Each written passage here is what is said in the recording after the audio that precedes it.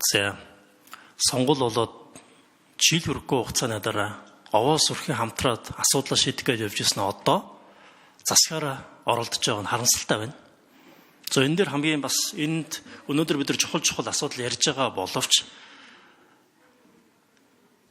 нэг харамсалтай зүйл байна. Бидний бодож байгаа, энд ярьж байгаа, мэдж байгаа зүйл, гадуур иргэдийн ярьж байгаа, талбай дээр залуучуудын бодож байгаа, шаардж байгаа зүйл тэмээ юм шиг болчиход байгаа нь харамсалтай байна л да. Тэгээ Монгол улсаараа нэг имийг өөр өнцгөөс өөр юм хараад тэгсэн ирнэ хариуцлагатай том шийдвэр гаргахаас сууж байна. Яг нөгөө зааныг сүүлнээс нь бариулныг байдаг, хөлнөөс нь бариулныг байдаг, хошууг нь барьсан өөр амтэн гэж хэлдэгтэй адилхан болчиход байна. Тэгээ гадуур жишээл талбай дээр огцрох амархан гэдээ явж байна. Орлогоо нотлох гэдээ явж байна. Цүнх ярьж байна. Энд болохоор парламентын засаг солих гээд байгаа юм шиг яриад байх юм. Эсвэл гадны дотны янз янзын бүлэглүүд байгаа юм шиг яриад байх юм. Тэгээ энийг ингээд нэг имийг маш хайнгаар сошиал дагаж халиурж агаад бид нар засгаараа оролдож байна. Огцрохгүй дараагийн асуудал, хэн байх нь дараагийн асуудал, хамгийн гол нь зөв бодтой мэдээлэл байна уу гэдэг хамгийн чухал байна л да. Тийм болохоор би ерөнхий сайдаас нэг имийг тодорхой асуумаар байна. Жишээлбэл та ярианда гашуун Сухатын хил холболтын төслийг холбох үед, гэрээ хэлцэл хийх үед 3 удаа яг давтамжтайгаар ямар нэг довтлогоо ирж исэн. Энэ бол санаатай зохиомл зүйлээ гэж хэлж исэн. Энэ яг бодиттой юм уу? Энэ яг цаана хэн байдаг юм бэ? Гадна дотны бүлэглүүд байд юм уу? Бизнесийн бүлэглүүд байд юм уу? Эсвэл Монгол улсыг хорлогсон хүмүүс байдаг юм уу? Эсвэл нам дотроо, нам гадна янз янзын яг хэн байдаг юм бэ? Энэ талаар ийм бодиттой бус мэддэхгүй мэдээлэл байгаа даа. Энэ дээр та яг тодорхой ил тод мэдээлэл өгвөл түүний ярьдаг мэдээллийн зүрэг, ойлголцын зүрэг энэ цаашдаа ч гэсэн нэг иймэрхүү юм гарах магадлалтай. Тэгэхээр энэ дээр бас цаашдаа Монгол улсаараа алдчихгүй байхад та энэ тодорхой хариулаач. За бас тэр АТГ дээр ч юм уу хаан чин тэр зарим гишүүдийн орлогыг нотолч гэдэг ямар нэгэн байдлаар эсвэл хэн нэгний зодуулсан ч гэдэг юм уу нэг тийм чиглэл өгж байгаа зодуулсан юм шиг яриа гараад байгаа байхгүй.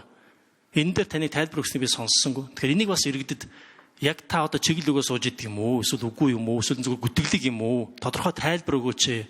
Ийм тодорхой мэдээлэл байхгүй болохоор улсаараа өөр юм бодоод засгаараа оролдоод байна. Энэ их төвхтэй сэдв юм билээ.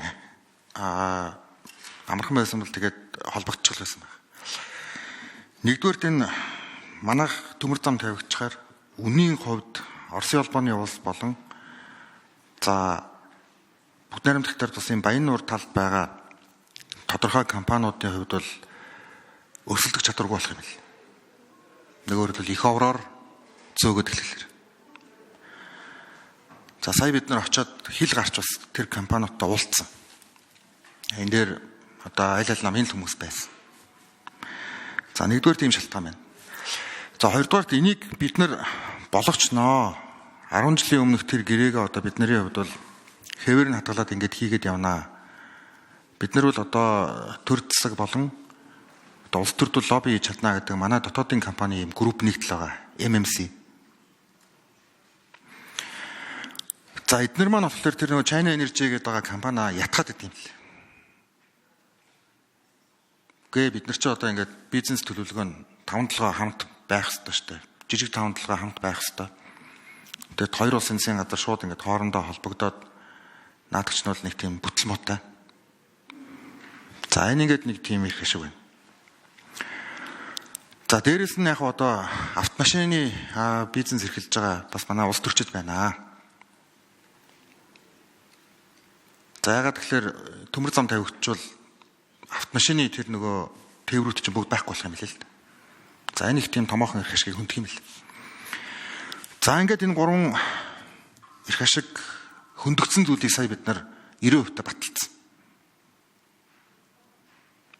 Ингээд харьбинд очиход ч одоо энд асуудлууд болсон. Сая ч бас асуудлууд боллоо. Сая бас гашуун Сухатаар очиод ирэхэд бас нэг асуудлууд боллоо. Тэгээд энийг бол би бол зохион байгуулалтаа л гэж үзэж байгаа. Харин нэгэнтээ байгуулсан парламентын гэрээ Монгол улсын хувьд бол өстой Монголын хандгаа заалах хэрэгтэй. Энээсээ бид нар буцвал өстой шал утгагүй байдалд орно. 15 жил бараг 20 жил гаццсан.